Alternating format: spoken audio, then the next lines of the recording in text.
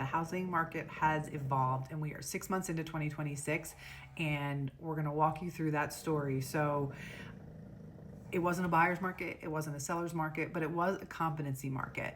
So basically, the well-prepared, well-priced, well-marketed homes did great. Still multiple offers, still in a perfect situation, but everything else sat. So we're going to talk about the numbers.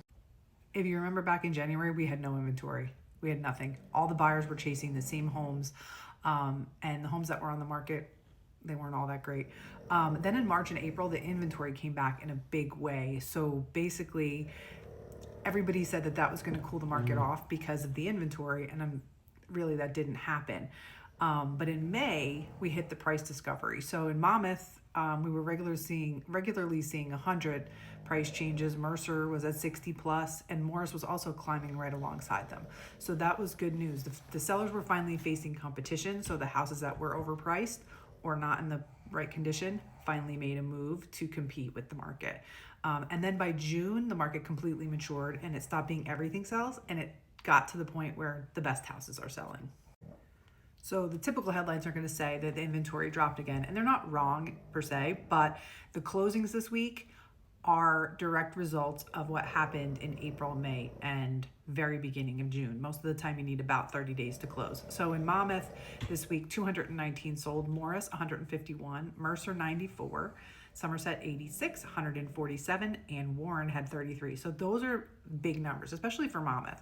There's a lot of properties going off the market at the same time. It's not all that surprising given that it is the end of the month. And I've discussed in one of my other videos, you do want to try and close at the end of the month. Otherwise, the closing costs are going to get a little bit higher. The price changes are telling kind of a matching story. So Monmouth went from 145 down to 120.